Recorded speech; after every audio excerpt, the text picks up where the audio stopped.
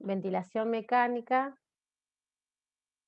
eh, lo básico de la ventilación mecánica es un tema bastante amplio y bastante difícil de aprender, pero la idea es pasar conceptos básicos de ventilación mecánica para pediatras, ¿sí? Para que puedan, si les toca, yo no creo que toque este invierno, pero ventilar pacientes en las salas, tengan por lo menos las nociones básicas de cómo hacerlo, el setting inicial de un respirador, cómo armar un respirador y esas cosas básicas que parecen muy simples, pero que después cuando uno se encuentra con el problema, desde el armado del respirador se vuelve una complicación. Así que bueno, vamos a ir arrancando. Bueno, ¿qué es la ventilación mecánica? Es una técnica por la cual se realiza movimiento de gas hacia y desde los pulmones por medio de un equipo externo conectado directamente al paciente, ¿sí? Que ese sería el respirador. Lo que hace es impulsar flujo por un gradiente de presión que lo crea la máquina, lo que genera es expansión pulmonar y la salida de aire o la expiración es un proceso pasivo, o sea, la máquina manda flujo al paciente y después la expiración es pasivo y no hay, se abren válvulas y simplemente el paciente exhala, ¿sí? Es un medio de soporte vital en el paciente grave que no es terapéutico ni curativo, y eso siempre lo remarcamos, ¿no? Porque por ahí la familia cree que eso lo cura al paciente y la realidad es que es un sostén hasta tanto su pulmón mejore o lo que generó la ventilación mecánica se solucione, ¿sí? Es una medida de sostén.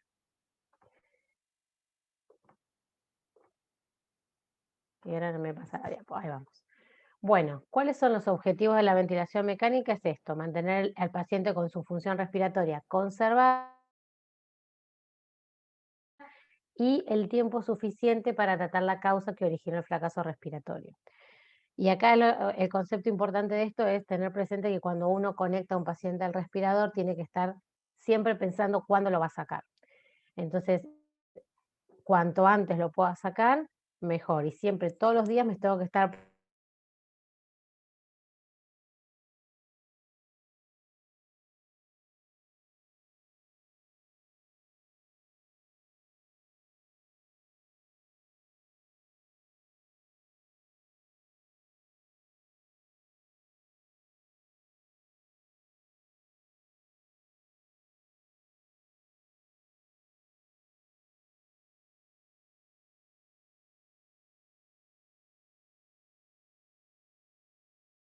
sea por hipercapnia o por hipoxemia.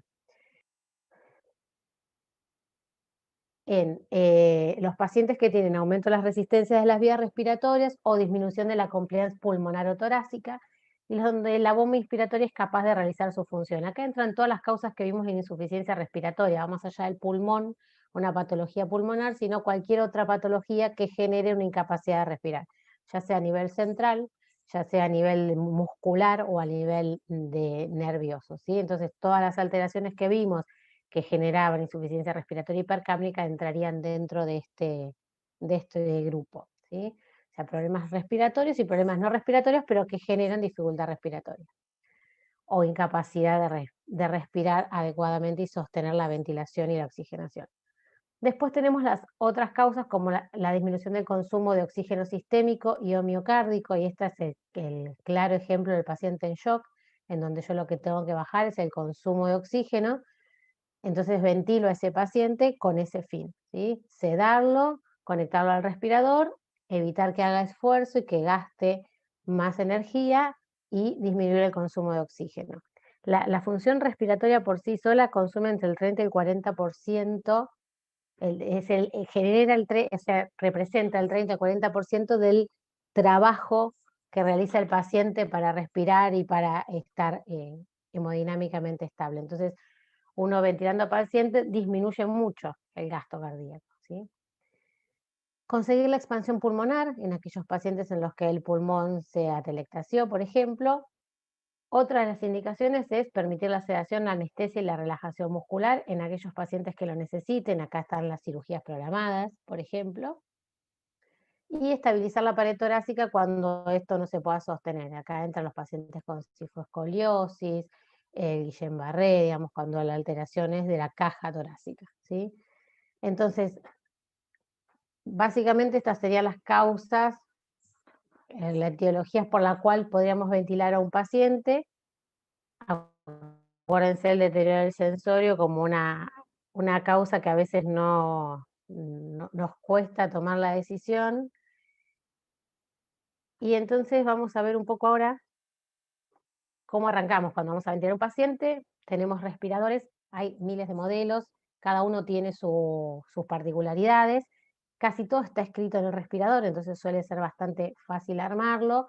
Les puse un ejemplo de un respirador con humidificación activa y humidificación pasiva para que vean la diferencia, sobre todo porque en el paciente COVID no debemos usar humidificación activa. En general en pediatría usamos siempre, hasta ahora, ¿no? Hasta la pandemia, humidificación activa, que sería el respirador de la izquierda. Entonces, cuando vamos a conectar el respirador, obviamente que hay que enchufarlo. Primer paso, prender, cada uno prende de un lugar distinto, hay que saber de dónde prende el respirador. Conectar la fuente de aire y oxígeno, de aire comprimido y oxígeno, poner el manómetro en 4, ambos manómetros en 4, y se inicia un proceso de calibración primero. Cada respirador es diferente, hay respiradores que se calibran muy fácil, como los Neumovent, que es este a la izquierda, hay otros respiradores que tardan más en calibrar y a veces es bastante más complicado los pasos porque hay que cerrar, abrir, tapar, agregar. El Neumovent se calibra rápidamente, es por ahí uno de los más sencillos. Las tubuladuras es otra cosa que nos solemos marear un poco cuando las vamos a conectar. En general, en todos los respiradores, en esta parte donde están las salidas para la conexión de las tubuladuras, dice al paciente o rama expiratoria, está escrito, siempre está escrito en algún lugar o hay un dibujito. Cuando yo uso humidificación activa, conecto la salida de la válvula inspiratoria, va la manguerita más cortita, estos circuitos tienen una manguerita más cortita y dos mangueras más largas, ¿no? La más cortita siempre va desde la rama inspiratoria al calentador y desde el calentador sale la otra rama que también es inspiratoria hacia el paciente. Y después vuelve la rama expiratoria, que es siempre una única rama, a la válvula expiratoria, ¿sí? Eso es cuando usamos humidificación activa. Cuando usamos humidificación pasiva, estos son los filtros humidificadores, que son los que estamos usando en el COVID, no hay calentador, y entonces desde la rama inspiratoria va al paciente y la rama expiratoria vuelve al respirador directamente. Acá van a ver que tiene unas trampas, no todos tienen trampa de agua. Y en el paciente COVID lo que tenemos que agregar es en la boquilla que va al paciente el filtro antiviral bacteriano y humidificador, y en la rama expiratoria el filtro antibacterial antiviral, ¿sí? O sea, se usan dos filtros, uno para que el virus no llegue al respirador, que en realidad todos los respiradores deberíamos usar eso, y el otro filtro en la boquilla del paciente, con la diferencia que este además hace de humidificador pasivo. En los muy chiquititos, a veces estos filtros humidificadores generan mucha resistencia, entonces nos vemos obligados a cambiar al circuito de humidificación activa. Y está descrito que, bueno, está, digamos, permitido hacerlo cuando uno no logra ventilar adecuadamente al paciente a causa del filtro, ¿sí? Entonces, conecto a la energía, conecto el aire y el oxígeno, preparo las tubuladuras, dependiendo del tipo de humidificación que voy a abrir, es como las conecto. Siempre acuérdense que en el respirador está escrito cuál es el inspiratorio y la expiratoria. Y enciendo el respirador y hago la calibración. Y ahí ya dejo el respirador listo para utilizar en el paciente, ¿sí? Esas son las dos primeras cosas que tenemos que ver. ¿Qué tipo de humidificación vamos a usar? Y cómo prender y calibrar el respirador. Después tenemos dos situaciones diferentes que no vamos a abordar hoy, pero para que las tengan presentes cuando hablamos de ventilación invasiva y no invasiva. Esto depende del dispositivo que yo utilice, ¿sí? Si yo utilizo todas estas piezas, pieza bucal, nasal, la almohadilla nasal, oronasal, la facial total o la escafandra, que son piezas que no van a la vía aérea directamente, estamos hablando de ventilación no invasiva. Se conectan al respirador igual, pero el dispositivo es externo, digamos, ¿no? Puede ir a la nariz, a la boca, a toda la cabeza, bueno, ahí ven los diferentes ejemplos. o la cánula.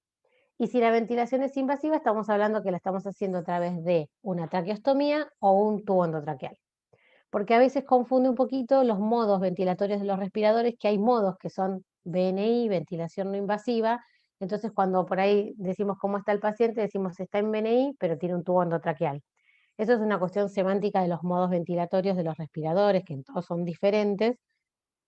Nosotros cuando hablamos de VNI es ventilación no invasiva de acuerdo al dispositivo que usemos.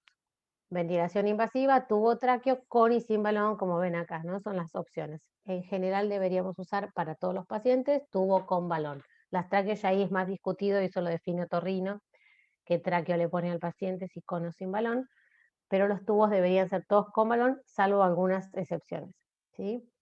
Entonces, primer concepto, ventilación invasiva no invasiva de acuerdo a la interfase que estemos usando. Después, tenemos otra gran división de ventilación mecánica que es dependiendo de quién inicia la respiración, quién la termina y si la termina con o sin ayuda del respirador, son los distintos modos. Entonces, si la respiración es iniciada por el paciente,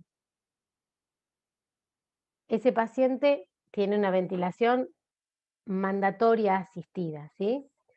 La inicia el paciente, la termina el respirador, la respiración, con el tiempo que yo le digo o el flujo que yo le digo, va a depender del modo que utilice. Entonces, el paciente la inicia, el respirador cuando el paciente inicia la respiración, le manda lo que yo le programé que le mande en ese momento y termina la inspiración cuando el respirador decide que se termina por un parámetro que yo fijé. Eso se llama ventilación mandatoria asistida. O sea, yo digo lo que el paciente va a respirar, pero el paciente decide cuándo. Esta es la forma en que en general casi todos los pacientes deberían estar ventilados, ¿sí? Por otro lado, tenemos si la respiración no la inicia el paciente y yo decido cuándo respira y yo decido cuándo termina, esa ventilación es mandatoria controlada. Ya tenemos dos mandatorias. Mandatoria se refiere a lo que yo le digo que tiene que hacer. En los dos yo digo lo que tiene que hacer, pero la diferencia es en que el paciente inicia o no la respiración, ¿sí? ¿Quiénes ventilaríamos en ventilación mandatoria controlada? Aquellos pacientes que no respiran por sí solos. Entonces yo soy la que tengo que iniciar la inspiración de ese paciente porque no tiene el drive respiratorio adecuado, ¿sí? Que puede ser un paciente en coma, por ejemplo, o en aquel que yo puse bloqueantes neuromusculares porque no quiero que respire solo. Esos deberían ser la menor cantidad de pacientes. Son pacientes muy, muy puntuales, por ejemplo, el traumatismo de cráneo con hipertensión endocraniana severa que recién ingresa y que yo quiero manejar toda su respiración para que no tenga ningún aumento de la hipertensión endocraniana. El paciente que, por ejemplo, está operado de una atresia de esófago, que el cirujano necesita que no se mueva por una cuestión de que los puntos no se suelten, ese paciente con bloqueante neuromuscular sería una mandatoria controlada. El paciente asmático ni bien ingresa, que está muy obstruido, que estoy ventilándolo, ahora vamos a charlar un poquito de eso, pero muy al inicio puedo tenerla mandatoria controlada. El distrés grave, cuando tiene parámetros de respirador muy altos, en ese caso yo también puedo poner un bloqueante neuromuscular para que no respire él de ninguna manera. Las cirugías abdominales, las cirugías abiertas, que necesito que el abdomen no se mueva porque complica la herida, entonces esos pacientes también los tengo con bloqueantes neuromusculares. Pero son muy pocas las indicaciones de bloqueante neuromuscular. En general, todos los pacientes deberían estar sincronizados con el respirador e iniciar ellos su propia ventilación. Entonces, mandatoria controlada, pocos pacientes o aquel que no tiene un drive respiratorio adecuado, y mandatoria asistida, aquel que yo le digo cómo va a respirar, pero él decide cuándo inicia la respiración. Y después tenemos el otro grupo de pacientes que inician ellos la respiración y terminan ellos la respiración. Estas son estas dos modalidades, la presión de soporte y la presión espontánea, el CPAP y la presión soporte.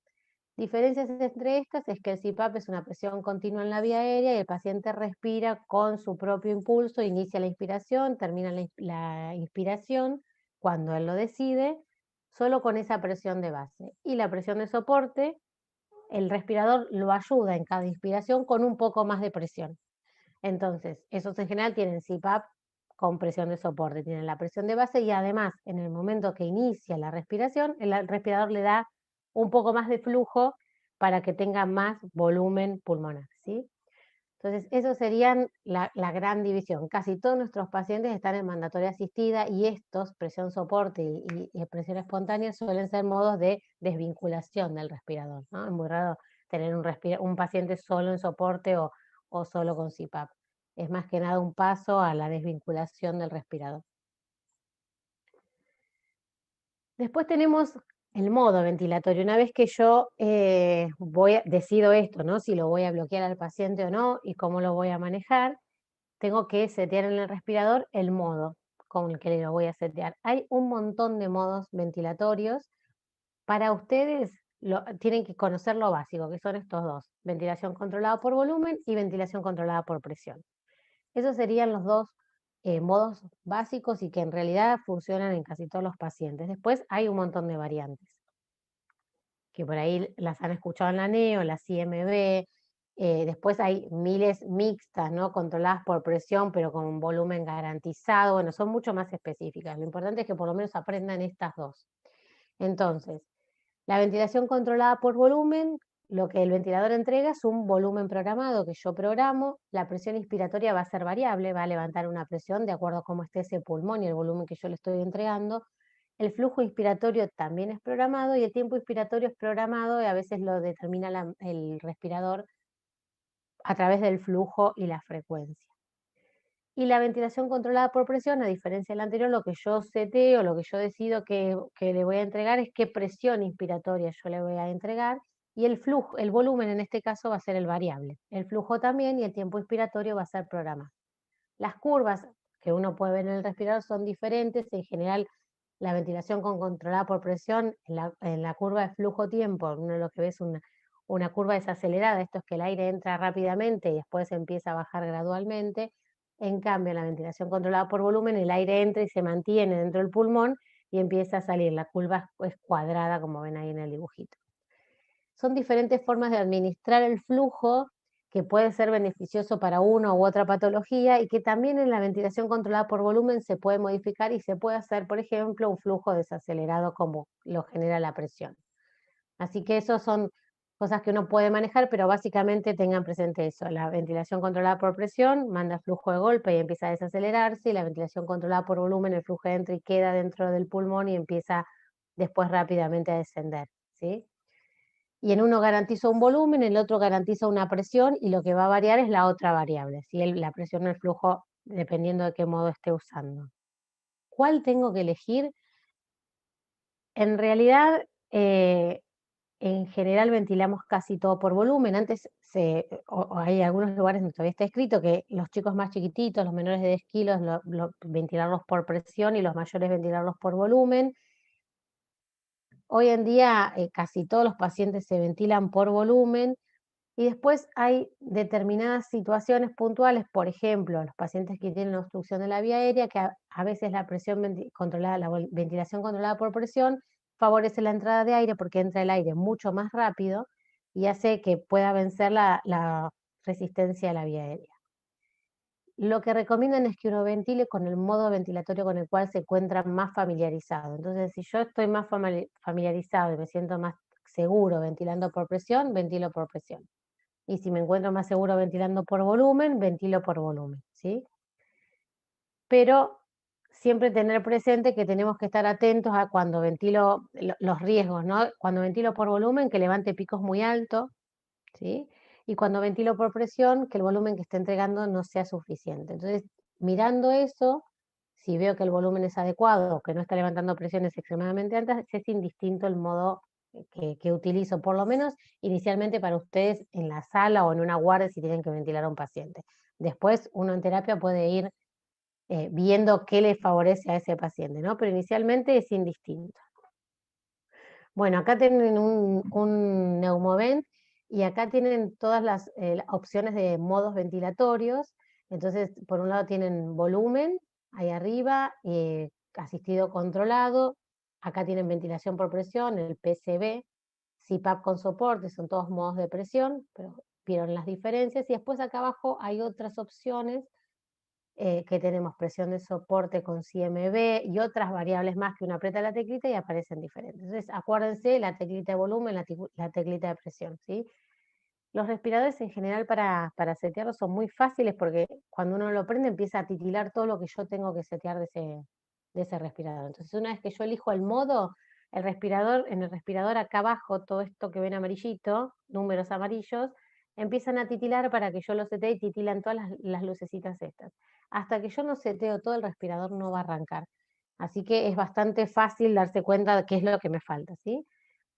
Por lo menos en los Neumoven, que por ahí son los que van a tener más en la sala, todo lo que está en amarillo es lo que yo seteo, me aparecen todas las opciones acá de las teclas, todo lo que está en rojo, que lo ven ahí, son las alarmas, que después vamos a charlar un poquito de las alarmas, y todo lo que está acá arriba, en blanco y acá al costado, que ahí no se ve, es todo lo que mide el respirador que está haciendo el paciente.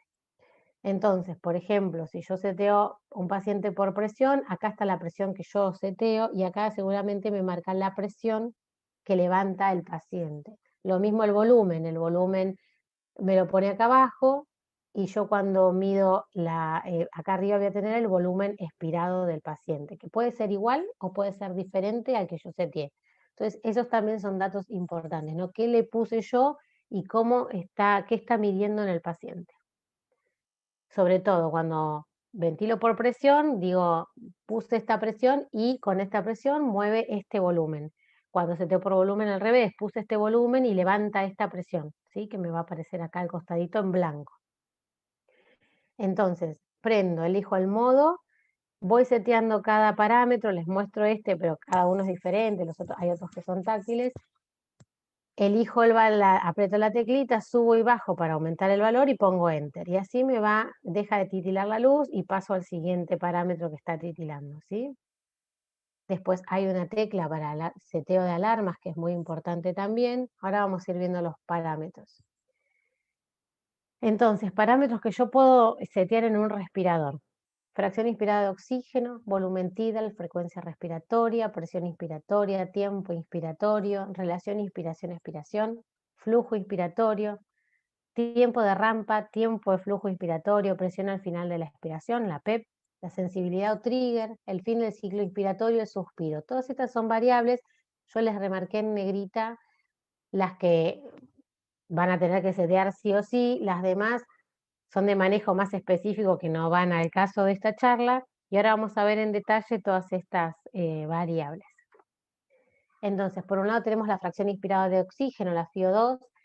Inicialmente a todo paciente cuando arranco la ventilación mecánica pongo 1 de FiO2 y tengo que descender lo antes posible a 0,6 o menos, ¿no? Esto es porque está demostrado que a más de 0,6 de fracción inspirada de oxígeno hay daño por las reacciones oxidativas del oxígeno. Entonces, está demostrado que a menos de 0,6 no lo hay, que a más de 0,6 sí, esto sobre todo en la neo más todavía, ¿no? Pero en cualquier paciente, en la neo tenemos todos los efectos de la retinopatía, las lesiones pulmonares, en los pediátricos también tenemos lesión pulmonar por oxígeno, es una droga y no es menor poner oxígeno así abiertamente, entonces pongo lo que el paciente necesita, siempre arrancando de 1, pero lo antes posible descender a 0,6, y como siempre le digo cuando rotan por terapia, a veces encontramos los respiradores con 1 de FiO porque por ahí el enfermero fue a aspirarlo y siempre cuando lo aspiran le suben la fracción inspirada de oxígeno al 100,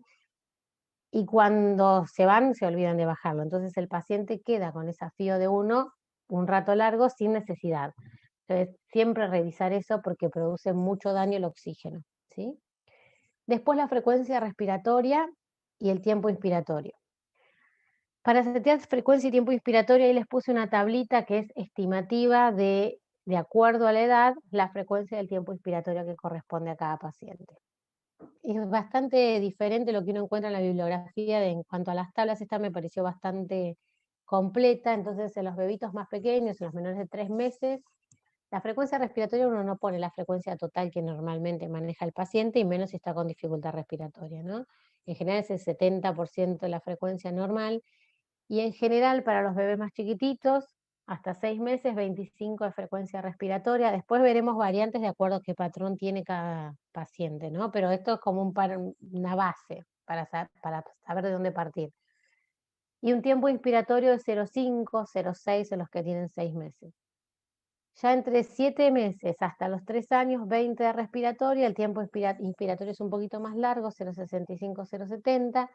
De 3 a 8 años, 18 de respiratoria con 0,8 de tiempo inspiratorio, y más de 8 años, 16 de respiratoria con 1 de tiempo inspiratorio. Ya llegando a la adolescencia, tienen 12 de respiratoria con 1, 1 con 1, 1 con 2 de tiempo inspiratorio como un adulto, ¿sí?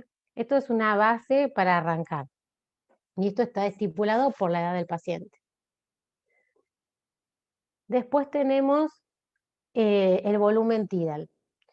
Si voy a ventilar por volumen, es una variable que yo tengo que setear en el respirador. El volumen tidal es la cantidad de aire que entra al pulmón en cada inspiración. Ese volumen normal, en un pulmón normal, es de 8 a 12 mililitros kilos, ¿sí? ¿Cómo compruebo que está entrando correctamente el volumen? Tengo que ver que el tórax se expanda como si estuviera respirando normalmente, auscultar y ver una gasometría. Y con eso voy a controlar que mi ventilación sea adecuada. Recuerden esto, que yo seteo un volumen y arriba me va a aparecer un volumen expirado o medido, que es el que realmente llega al paciente, ¿sí? Siempre chequear eso, que sea el mismo, ¿sí? O muy cercano al que yo seteé. Después tenemos la presión inspiratoria si elegí el modo ventilación por presión, el PCV, ¿sí? La presión inspiratoria también, un poco se define clínicamente, pero en general, un parámetro general es no más de 20 para los pacientes más grandes, mayores de 1 año, 2 años, y para los lactantes en general con 12, 15 suele alcanzarles. Va a depender también de qué pulmón estemos ventilando, ¿no? Después veremos esas diferencias. ¿Y cómo corroboro que es la presión adecuada? Tengo que ver que expanda el tórax también. Que expanda y que no sobreexpanda, sino que se mueva como si fuera una respiración normal. Y la comprobación es la misma, con la expansión, la ocultación y la gasometría. Después tenemos la PEP, que es la presión positiva en la vía aérea durante la expiración. Es una presión que queda constante en el pulmón y que impide el colapso alveolar, ¿sí? Entonces, yo tengo esa presión continua que me permite que los alvéolos nunca terminen de cerrarse, porque yo estoy poniendo presión positiva dentro de un pulmón y pasa como pasa con el globo, siempre les hago el mismo ejemplo, si se desinfla totalmente se colapsa, y después volver a inflarlo, ese globo, siempre hay una primera instancia en donde cueste empezar a inflar el globo y después yo lo puedo inflar rápidamente, después que venzo esa presión. Bueno, la PEP sirve para saltear esa pequeña presión que necesito hacer al principio para abrir completamente el globo. Esa presión normal o fisiológica es de 4 a 5. Y eso sería lo que tendríamos que poner en un pulmón sano, ¿sí? Esto evita el colapso de los alvéolos, mejora la oxigenación. Después tenemos otra teclita que a veces la pasamos por alto, pero que es importante, que es el trigger o la sensibilidad. El trigger lo que hace es una valvulita que permite que el respirador comprenda que cuando el paciente está empezando a inspirar, el paciente está inspirando, entonces le envía la ventilación que yo seteé en ese momento en el que el paciente inicia su respiración. Lo que sensa es un cambio de presión o de flujo dependiendo de cómo yo lo programe. Van a ver que en la teclita hay como dos lucecitas, una es trigger por flujo y una es trigger por presión. Esto lo que me permite es hacer que el paciente reciba la ventilación cuando está queriendo respirar y que no reciba una ventilación cuando está expirando, por ejemplo. Entonces, el respirador lo sensa ese movimiento de flujo que hace el paciente cuando va a respirar o ese cambio de presión y dice, está intentando respirar, voy a mandar lo que tengo que mandarle, ¿sí? Los valores normales del trigger van a depender si los seteo por flujo van a aparecer en valor positivo y si los seteo por presión aparecen con un valor negativo. El valor que usamos para flujo en general para los más chiquititos es 0,5 y para los más grandes 1, no más de 2 en general. Y cuando lo seteo por presión, ese valor es -1, -0,5, -2.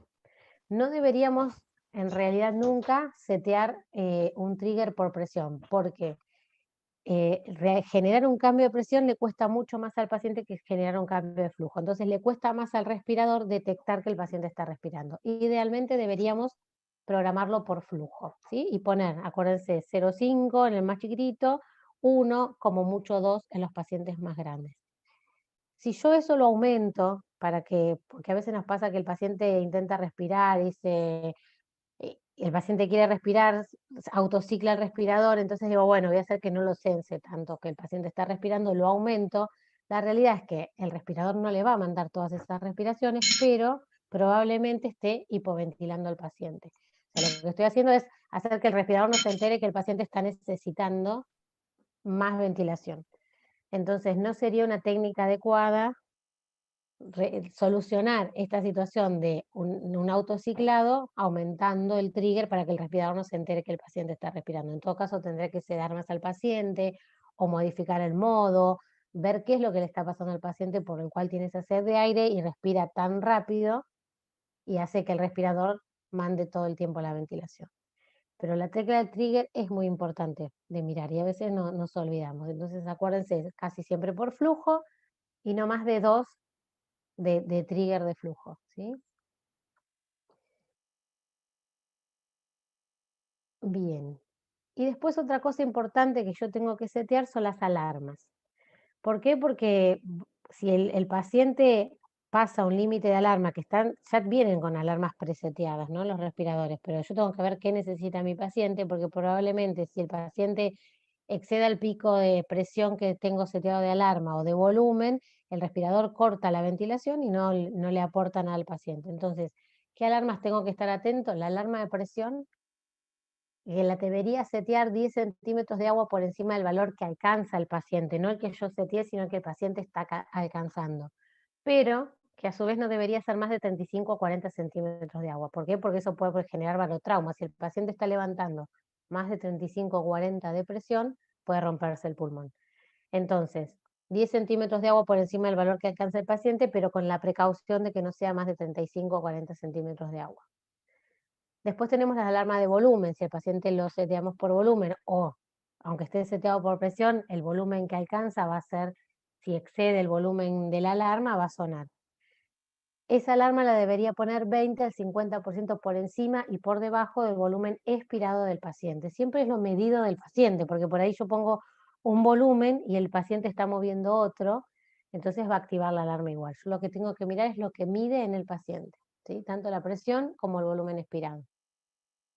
Y poner la alarma máxima 20-50% por encima del expirado y la alarma mínima 20-50% por debajo de ese valor. La alarma de frecuencia respiratoria elevada es otra alarma que también suele sonar si el paciente está autociclando, por ejemplo. Tiene que estar 20% por encima del valor esperado para la edad y la enfermedad que presenta. Ahora vamos a charlar un poquito de eso. La alarma de apnea es otra alarma importantísima cuando el paciente hace una apnea o se desconecta el paciente, entonces suena.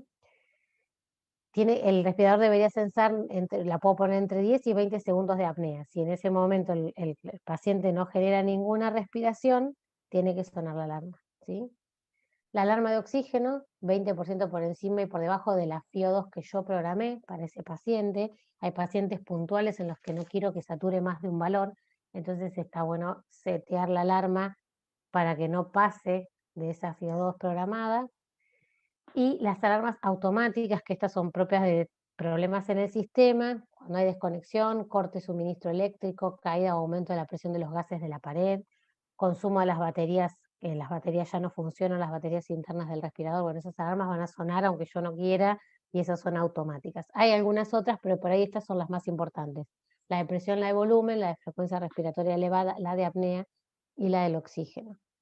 Todo esto yo lo tengo que programar una vez que lo conecté al respirador, o sea, el respirador ya de base arranca con alarmas preseteadas. Cuando yo lo conecto al respirador al paciente y veo lo que el paciente mueve de pico y de volumen, tendría que rechequear las alarmas, ¿sí? Que esto es algo que tampoco solemos hacer mucho, en general lo ponemos y dejamos las preseteadas, que obviamente que la depresión no pasa de 40, está seteada en 40 porque es el nivel de seguridad y está todo seteado a nivel de seguridad, pero yo debería chequearla con mi paciente. Y ahora vamos un poco a charlar cómo ventilamos a un paciente de acuerdo a la patología general que puede presentar. Primero tenemos el patrón de hipoventilación, aquel paciente que tiene un pulmón normal y que por algún otro motivo yo lo ventilo. Esto puede ser, como dijimos, causa del sistema nervioso central, neuromuscular, el paciente en shock, que no tiene neumonía, que tiene un pulmón o no tiene distrés y tiene un pulmón normal, digamos, todas las causas en las que el pulmón no está alterado. En ese paciente yo lo que tengo que hacer es imitar la ventilación normal de ese paciente, cómo estaría respirando normalmente. La FiO2, como dijimos, siempre iniciamos con 1. El volumen tidal o el pico, volumen tidal, ahí puse PIM, está abajo, lo tengo que sacar, volumen tidal 8 a 10 mililitros kilos, que es el fisiológico, la PEP fisiológica 4 o 5 centímetros de agua, el pico con el que excursiona el tórax, si lo estoy ventilando por presión, frecuencia respiratoria acorde a la edad, acorde a esa tablita que les pasé antes, y el tiempo inspiratorio también acorde a la edad. Y la relación inspiración-expiración, esta en general no se setea, sale por defecto cuando yo programo la frecuencia respiratoria, el tiempo inspiratorio, por defecto queda la relación inspiración-expiración, que la normal es 1, 2, 1, 3, ¿sí? Pero bueno, lo puedo mirar. Entonces, eso sería la ventilación de un paciente que tiene un pulmón normal.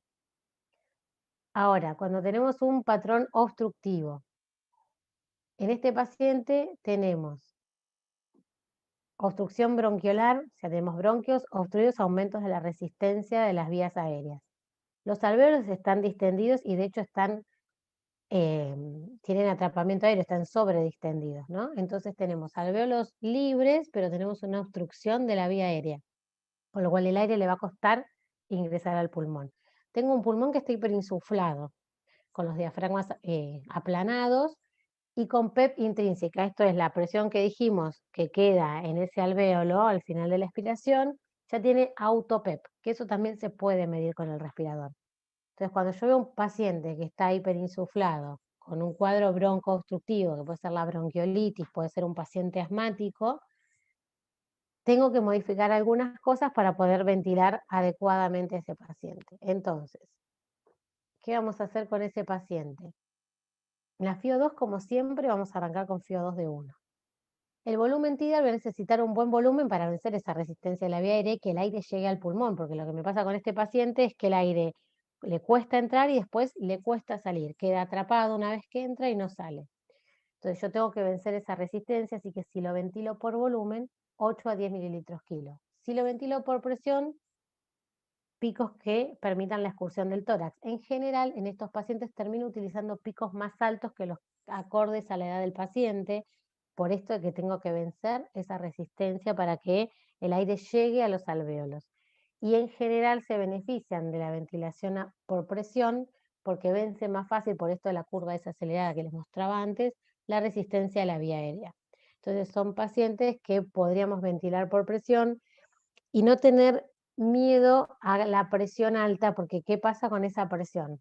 Por ahí me levanta 40 de presión inspiratoria, pero la realidad es que al pulmón, al alvéolo, llega la mitad, ¿sí? Entonces, lo que produce lesión en el pulmón, lo que hace que el pulmón se rompa es que el alvéolo le llegue mucha presión y eso hace que se rompa. En este caso, yo seteo presiones altas, pero por ahí llega la mitad de esa presión que yo estoy seteando al alvéolo realmente.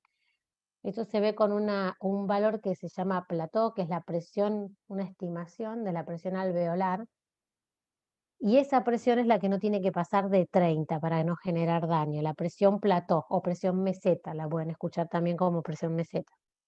Esta presión se mide en el respirador, pero solo se puede medir cuando uno tiene al paciente ventilado por volumen.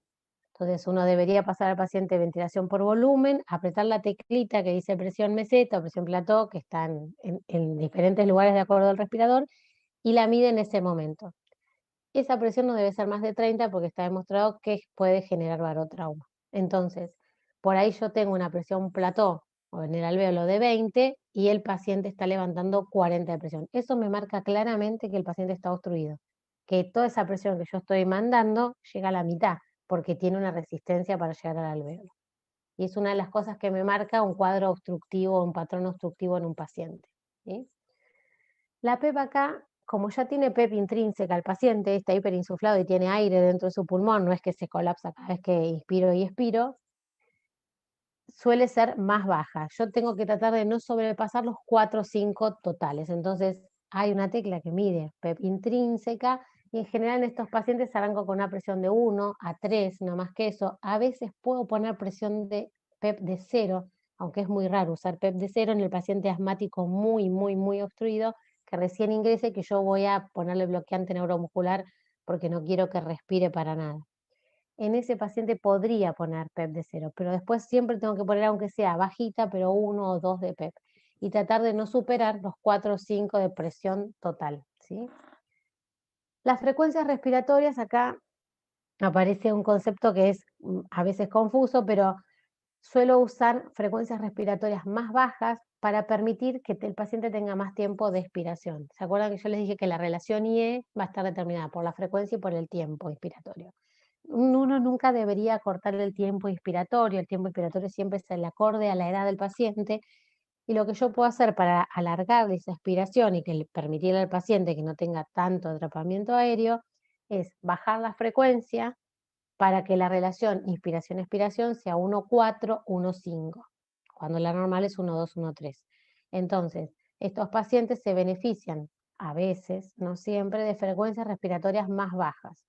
¿Cómo me doy cuenta yo qué frecuencia le puedo poner a ese paciente? Es con el estetoscopio. Pongo el estetoscopio y escucho cuando el paciente empieza a expirar, cuando termina la sibilancia. Uno escucha sibilancia, sibilancia, el paciente está expirando, acuérdense que eso es pasivo, y cuando termina de escucharse las sibilancias, ahí recién debería entrar otra inspiración en ese paciente. Entonces, si yo pongo frecuencias más rápidas, probablemente vaya a empezar la inspiración cuando el paciente todavía está expirando y genera más atrapamiento aéreo. Entonces, en ese paciente la estrategia tal vez es bajar la frecuencia respiratoria, ¿sí? En vez de subirla. Nos pasa que a veces cuando el paciente tiene mucha CO2, los pacientes bronquiolitos o los asmáticos, uno cuando aumenta la CO2 lo que tiene es aumentar la frecuencia respiratoria para lavar CO2. Y en estos pacientes obstruidos sucede lo contrario, al aumentar la frecuencia retengo más CO2 porque genero más atrapamiento aéreo. Entonces, van a ver, son pacientes que cuando uno los bolsea, le saca por ahí desaturan, saco el ambú y lo dejo al aire libre y exprimo un poquito el tórax y el paciente empieza a mejorar la saturación. Eso nos marca que el paciente tiene mucho atrapamiento aéreo y que lo estoy ventilando demasiado y eso lo perjudica más. Entonces, FIO de 1, volúmenes tidales fisiológicos 8 a 10. Si ventilo con pico, el pico para que excursione el tórax, en general son presiones más altas que las que usaría en ese paciente acorde a su edad. La PEP baja, 1,3, para no generar más atrapamiento. Frecuencias respiratorias bajas para permitir que el paciente expire. Tiempos inspiratorios acorde a la edad. Y una relación inspiración-expiración 1,4, 1,5.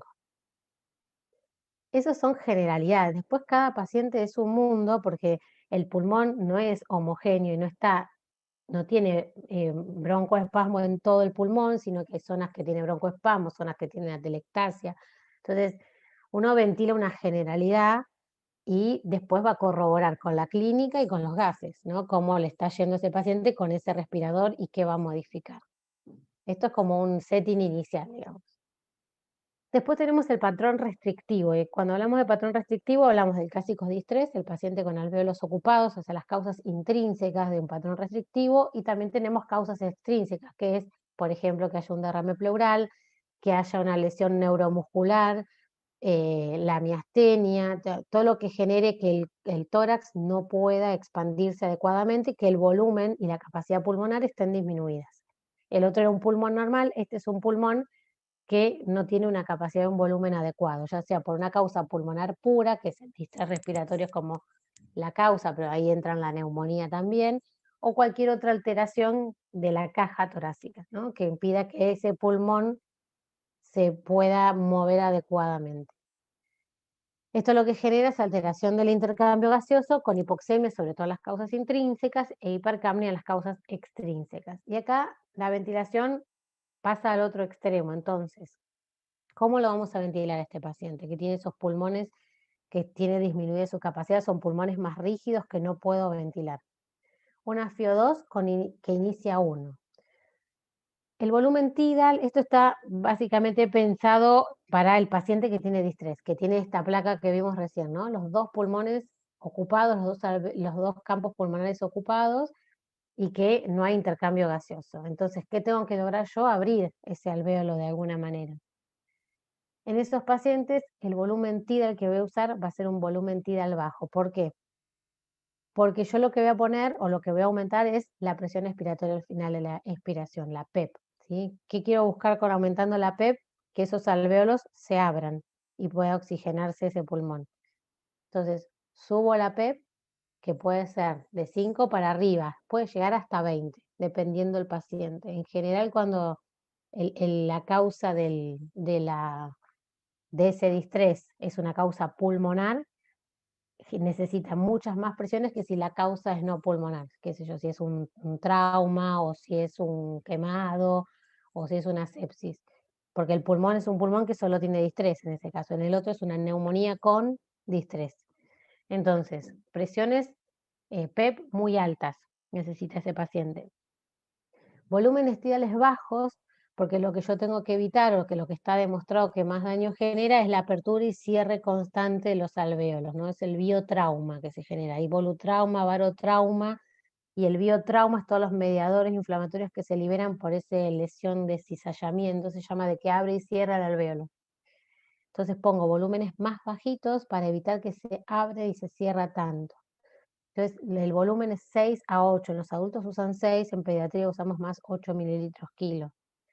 Para compensar el volumen minuto, porque estoy bajando el volumen tidal, entonces el volumen minuto es volumen tidal por frecuencia respiratoria, lo que yo tengo que hacer es aumentar las frecuencias respiratorias. Entonces, en estos pacientes voy a tener frecuencias respiratorias de normales a altas. ¿Para qué? Para compensar el volumen minuto. Bajo el volumen tidal para no generar más daño pulmonar, porque son pacientes que necesitan mucho volumen o mucha presión para mover ese tórax, que está casi totalmente colapsado. Para no generar tanto daño, bajo el volumen tidal, subo la frecuencia respiratoria y así mantengo el volumen minuto. Y pongo PEP alta para poder mantener esos alvéolos lo más abiertos posibles. El tiempo inspiratorio siempre es acorde a la edad, y acá lo que podemos usar es un complemento del tiempo inspiratorio que es la pausa inspiratoria. Esto es, el tiempo inspiratorio va a ser el acorde para la edad. Entonces, si al paciente le corresponde 0,8, yo voy a agregar una pausa que hace que el aire entre y después el tiempo que yo le pongo de pausa, el aire va a quedar dentro del pulmón, no va a empezar la expiración. ¿Qué me permite esto a mí? Que el aire se redistribuya entre los alvéolos a través de los poros del con y todas las conexiones, algo, ¿no? Por ahí no va a llegar a distribuirse en todo el pulmón, pero por ahí mejora o aumenta un poquito más la distribución de aire. Entonces, del tiempo total inspiratorio que le corresponde a ese paciente, pongo una pausa inspiratoria que está preseteada en el respirador, es 0,25, 0,50, 0,75, no tengo forma de poner un intermedio.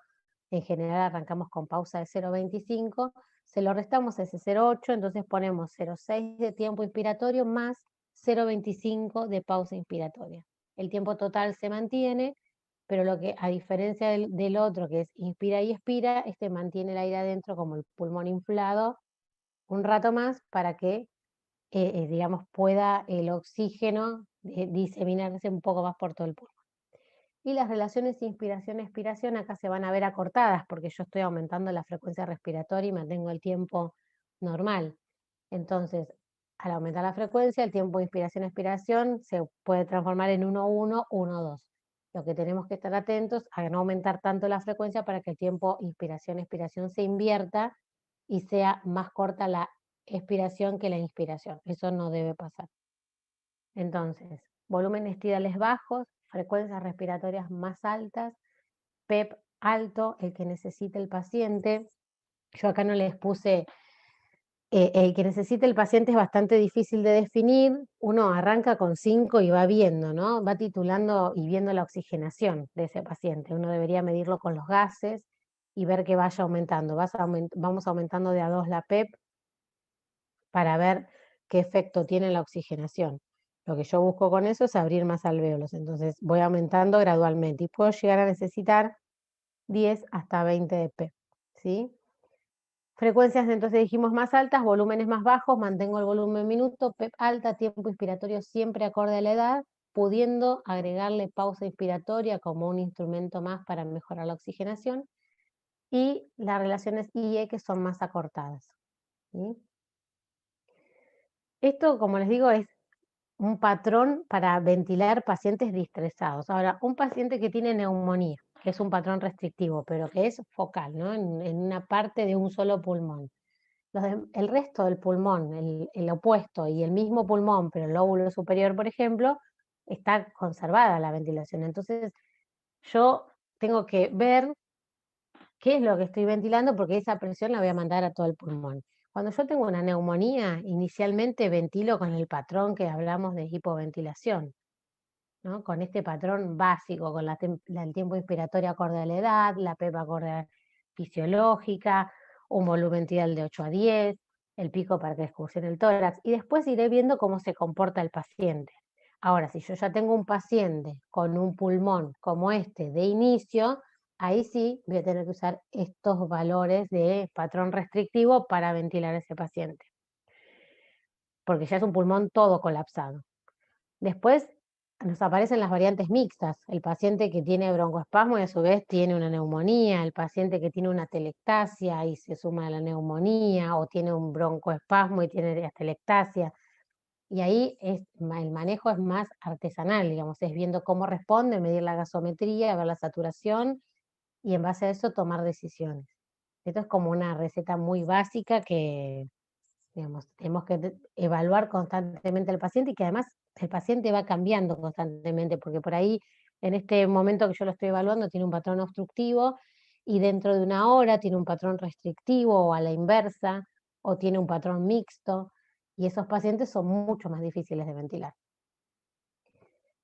Bueno, acá un poquito lo que hablamos recién, que está resumido en un cuadrito del el patrón obstructivo, el patrón restrictivo y el patrón de hipoventilación. Y acuérdense eso, ¿no? Que no, esto no es una receta, que son parámetros iniciales que uno puede ir viendo y que siempre que no tenga muy en claro qué es lo que estoy ventilando, arranco con el patrón de hipoventilación, que es el patrón que ventila como un pulmón normal, y después iré viendo con la radiografía en la mano y con los gases qué es lo que voy a ir modificando. ¿Qué objetivo yo tengo cuando inicio la ventilación mecánica? Por un lado, la oxigenación, y por otro lado la ventilación. Y no voy a buscar valores normales de oxigenación ni de ventilación. En cuanto a la oxigenación, me va a alcanzar con que el paciente sature más de 90, ¿sí? Y que la PO2 sea más de 60. Si es un distrés, no voy a buscar 95 de saturación, voy a conformarme con un 88, con un 87. Y en cuanto a la ventilación, sobre todo en el distrés, que es el pulmón más afectado, aparece el concepto de hipercapnia permisiva, que es permitir CO2 de hasta 100, mientras que el pH sea entre 7,15 y 7,20. ¿Esto por qué? Para no generar más lesión. Si yo pongo más presiones, puedo generar mucha más lesión en el pulmón y no favorecer la evolución de ese paciente, al contrario, empeorarlo. Entonces, ventilo lo menos posible para que el paciente tenga un valor aceptable de oxigenación, pH y CO2, ¿sí? No busco la normalidad. Y después, ¿cómo podemos, la monitorización de ese paciente y cómo podemos hacer los cambios? Siempre la monitorización es clínica por un lado, ver cómo excursiona, la auscultación y después la gasometría, ¿no? Y ahí vamos a ver cómo está la oxigenación y la ventilación y si tenemos una alteración de una, o de la otra o de ambas. Si tengo un trastorno en la oxigenación y el paciente sigue hipoxémico, todo lo que aumente el área bajo la curva de la ventilación mecánica, esa curvita que se genera, me puede mejorar la oxigenación. La más fácil es aumentar la FiO2, es la opción que no debemos usar, ¿no? Tenemos que buscar otra estrategia porque sabemos que produce daño. Es la más sencilla, momentáneamente. Otra opción es aumentar la PEP, por esto que dijimos, ¿no? Que aumenta, recluta alvéolos y permite mayor tiempo de oxigenación. Agregar la pausa inspiratoria, como dijimos hoy, para permitir más tiempo de intercambio gaseoso, aumentar la presión o el volumen, porque aumenta la curva, dependiendo cómo estoy ventilando, aumentar la frecuencia respiratoria es otra opción. ¿Qué voy a aumentar? Va a depender de qué parámetros tiene mi paciente y qué es lo que está necesitando. Si yo ya tengo una presión muy alta, probablemente no vaya a aumentar la presión, buscaré otra estrategia. Entonces, uno ahí tiene que evaluar el paciente, la radiografía y el gas y el setting que tiene el respirador y ver qué de todas estas cosas va a aumentar para mejorar la oxigenación. Y si no, después hay otras opciones terapéuticas, ¿no? Una vez que uno llega a un límite de presiones y de volumen, hay otras opciones terapéuticas, pero en principio estos serían los parámetros que yo podría modificar. Si hablamos de ventilación, de la CO2, en este caso estamos hablando de una alteración de la CO2, de hipercapnia, puedo aumentar el volumen minuto aumentando la frecuencia respiratoria, aumentar el volumen minuto aumentando la presión del volumen, y el aumento del tiempo expiratorio, que es lo que hablábamos hoy, ¿no? Aumentar la expiración a expensas de reducir la frecuencia respiratoria, que va un poco en contra de la primera indicación, en estos pacientes sobre todo que están broncoobstruidos y que no terminan de expirar. Y si tengo una afectación de la oxigenación y de la ventilación, o sea, hipoxemia, hipercapnia, lo mismo, aumentar el volumen minuto, aumentando la frecuencia respiratoria, que es una opción para las dos alteraciones, o aumentar la presión y el volumen. Esto así parece como medio básico, pero después depende, como les decía, del patrón del paciente, de la placa y de qué setting tengo yo en ese paciente. Entonces, es muy dinámico al pie de la cama del paciente. Y después otro punto importante, como para ir terminando, es la sedación y la analgesia. Todo paciente que yo voy a ventilar en la sala, tener presente que tengo que tenerlo sedado y analgesiado. En realidad es analgosedación porque lo más importante es la analgesia. ¿Con qué? Con midazolam fentanilo en goteo continuo. Con el fentanilo busco analgesia, con el midazolam busco sedación. 1 a 5 gamas kilo hora el fentanilo, 0,5 a 0,35 miligramos kilo hora el midazolam. Y controlar las dosis de cada una con las escalas, ¿no? La escala de RAS es la que controla la sedación y la escala de FLAC la que controla la analgesia. Ahí tienen los valores, no vamos a entrar en eso porque es un tema aparte, pero bueno, tener presente la sedación y la analgesia en los pacientes para que el paciente esté tranquilo, sensible a estímulos, adaptado al ventilador, y todo esto se asocia a una disminución de los días de ventilación mecánica y de internación. No son pacientes que tienen que estar inmóviles, sino que son pacientes que tienen que estar confortables, y eso es lo que tenemos que buscar, y poder respirar por sus propios medios para poder ventilarlos de forma mandatoria asistida, ¿sí?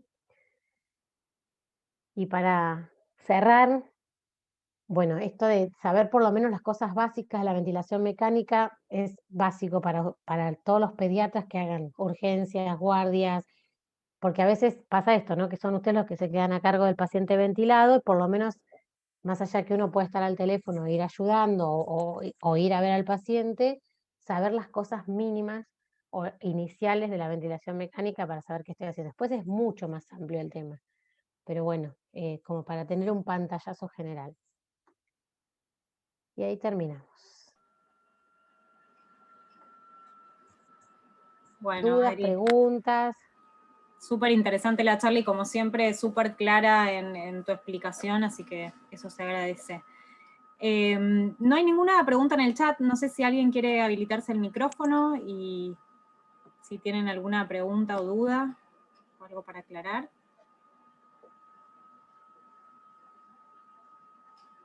Ahí están todos agradeciendo por la clase, muy buena, Bueno. muy concisa. Ahí Que está les Ana sirva, ya le digo. Paola, levantó la mano. Pao.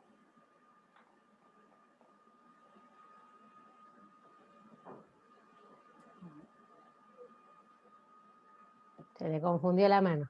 Me parece que sí. Capaz la puso sin querer. Fue sin querer, ahí puso, Dice, fue sin querer. una de las chicas en el chat dice que estaría muy bueno tener esta clase al comienzo de la rotación de terapia. Que sí, habitualmente Sí, la tienen. es bastante difícil últimamente las clases con los postguardias, siempre le digo lo mismo, el que se va y el que no se va, como rotan dispares, entonces a veces a un grupo le toca al inicio, al otro grupo toca al otro mes. Es bastante complicado para nosotros armar las clases de pediatría, es lo que siempre les digo, porque se nos van sumando en distintos meses de distintos hospitales, entonces hay algunos que ya arrancan a empezar la rotación con los del hospital nuestro, y después el sentarse a dar la charla, como estamos sin internet y toda esta cosa, nos cuesta bastante organizarnos. Tratamos de hacerlo, pero estos meses se nos ha pasado que no hemos podido organizarnos mucho con las clases. En general tratamos de verlas, pero sí, es De todas formas difícil. ya queda grabada, así que si alguno va a empezar la rotación por terapia próximamente y la quiere volver a ver, tiene la posibilidad. Así que... Y justo ahora los chicos están arrancando este mes, así que los que arrancaron, hoy la vieron, que arrancaron el lunes. ¿Ahí hay algún modo ventilatorio particular que se utilice en las neumonías bilaterales por COVID? No, en general el COVID es distrés, así que se ventila por volumen. No tenemos mucho nosotros en pediatría, la verdad, es más de adulto, ¿no? Pero ventilamos por volumen. Los pacientes distresados en general los ventilamos por volumen, que no significa que alguno no esté ventilado por presión. Por esto que nos permite poner pausa, nos permite otras estrategias para mejorar la oxigenación, porque puramente son pacientes hipóxicos, ¿no? Tienen como trastorno la hipoxemia. Así que en general ventilamos por volumen a los COVID. Bien, perfecto. Adri, ¿y tienen alguna proyección de cómo van a estar las camas y la situación en terapia ahora para el próximo invierno? Es que nosotros estamos ahora tranquilos, el tema son los aislamientos, ¿no? El problema que tenemos es que no hay aislamientos, los que hay no andan las aspiraciones, bueno, y todo paciente que ingresa y más respiratorio entra con, que se agrava, entra con sospecha hasta que se demuestre lo contrario. Así que creo que vamos a estar complicados con eso puntualmente, con la ventilación en aislamientos, porque no vamos a tener suficientes si llegaran a empezar las clases y si los chicos estuvieran más expuestos a los otros virus, ¿no? Porque hasta que detectemos que es otra cosa, se tiene que tratar como COVID. Claro. Entonces, eso va a ser complejo porque aislamientos hay poco y los que hay no funciona la aspiración. Así que estamos bastante limitados con el tema de aislamiento. No sé cómo vamos. Esperemos que no haya muchos otros bichos, porque el año pasado no tuvimos prácticamente respiratorios. Entonces, más o menos se pilotea, pero si hay como todos los inviernos, va a ser imposible tener aislados a los pacientes. Bien. Bueno, esperemos que este invierno sea... Esperemos que sea igual, no sé. Esperemos. Bueno, Adri. Yo tenía una duda, perdón, ahí pregunto. Cuando teníamos que conectar, que te iba guiando lo de la rama inspiratoria y la expiratoria, decías chequear. ¿Cómo nos damos cuenta que están bien colocadas? Están puestos en el respirador abajo, depende del modelo, por eso no les puse, porque cada modelo, algunos tienen caritas donde se ve la rama inspiratoria, expiratoria, el aire que sale y el aire que entra, otras dice al paciente y desde el paciente. Dependiendo del respirador, te dice en cada lugar cuál es la inspiratoria y la expiratoria. Y después tiene la válvula, la expiratoria tiene, en general, si está armado, ¿no? Como están en terapia, tiene una válvula de presión que la tiene en la rama expiratoria. Entonces, pero casi siempre está escrito en el respirador cuál es la inspiratoria y cuál es la expiratoria. Hay que mirar con atención nomás. Adri, y lo que contabas de los filtros que usan ahora en humidificadores y demás, ¿esos se descartan o se esterilizan y se vuelven a usar? Se descartan. Cuando están sucios se tiran. Eso se cambia cuando se ve que está sucio o cuando el paciente junta mucho CO2 y no encontramos la causa, en general es el filtro, hay que controlar mucho eso y se saca el filtro. Sí. Bien, perfecto. Bueno, muy bien. Bueno, chicos. Te agradecemos mucho por la clase.